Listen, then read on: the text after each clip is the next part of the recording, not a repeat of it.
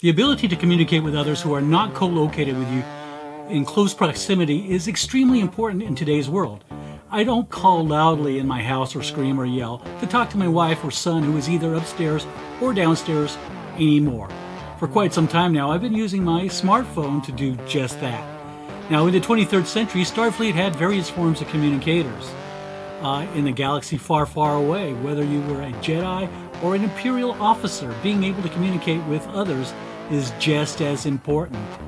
Got to be able to give orders. Today, we are taking a quick peek at the Imperial Comlink as first seen in A New Hope.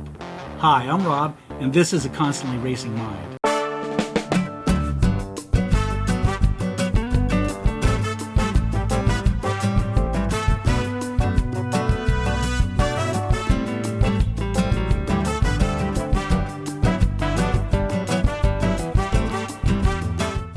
In 1977, when A New Hope, or as it was simply known back then as Star Wars, the world came to know what a comlink was or is. About halfway through the film, after being trapped in the Death Star's tractor beam, which I believe was a nod to Star Trek, our small group of heroes, Ben or Obi-Wan Kenobi, Luke Skywalker, Han Solo, Chewbacca, the two droids C-3PO and R2-D2, find themselves in a guard tower above the trapped Millennium Falcon. Thanks for checking out my channel. If you're new here, we cover the film genres of sci-fi, horror, action-adventure, pop culture, and all things geek. So if you want more videos like this, don't forget to subscribe and hit the notification bell to be aware of all my new content. So, in the guard tower, after realizing that the Empire is holding Princess Leia in a detention cell, the group decides to split up. Luke talks to Han Solo and Chewbacca that they need to rescue the princess. They leave the droids behind with a comlink and tell them to lock the door and hope they don't have blasters. Now, soon after, stormtroopers arrive and catch the droids by surprise.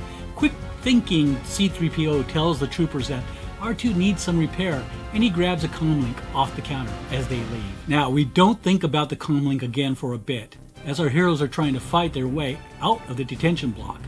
Well, you know the story. Leia blasts a hole in a grate that leads to the trash compactors. Now, I always wondered if the trash smell found its way up into the cell block. Another little form of torture. Just a thought. Now, apparently the comlink is also waterproof. Luke is grabbed by a creature that dwells in the putrid water in the trash and is pulled down. He is down there for a while until the trash compactor starts doing what trash compactors do. They compact trash. Now, Luke is released and, of course, panic ensues. At this time, Luke pulls out the comlink and tries to contact the droids. No answer. Luckily for Luke, Leia, Han, and Chewie, C-3PO remembers the comlink. He turned it off. Turning it back on, he hears Luke screaming for him to turn off the trash compactors beneath the detention blocks. Now, the whiner that he is, C-3PO is ready to admit defeat too soon. R2-D2 shuts off the compactor. C-3PO hears the shouting for joy and assumes that they are dying. Now, a question that I've always had was why these two groups, comlinks, were able to only communicate with each other and not the rest of the stormtroopers or Imperial officers. Now, I was able to get the replica from an artist I found through the Facebook group, The Cargo Hold. His name is Daniel Newman out of the UK. Now, Daniel has done several runs of the comlinks. Due to the pandemic, there has been a slight delay in shipping, so keep that in mind. Now, these comlinks, also known as communicators, were standard handheld communication devices, fit with microphones and receivers, and were used throughout the galaxy. Now, the Galactic Empire employed the C-1 personal comlink, manufactured by Sorosuo Corporation. And in general, comlinks came in numerous varieties, though most had the same central systems, a receiver, a transmitter, and a power source. Now, comlinks were typically small, palm-sized devices for easy transportation and concealment. They often weighed as little as 0.1 kilograms. Now, Daniel tells me sadly that he will not make any more runs of this comlink, and I think it's a pretty good comlink. It looks pretty good. That he has completely run out of the original found part, and the current run is the absolute last.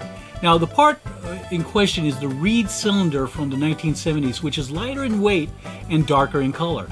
So I'm holding a little piece of history. Now, this is just a showpiece and doesn't call anyone, but Disney does sell a Bluetooth-enabled comlink. Now, a great item, and Daniel did a great job with this. And that's all I have for today. Check out my other Star Wars videos right here, and don't forget to like and subscribe. Take care.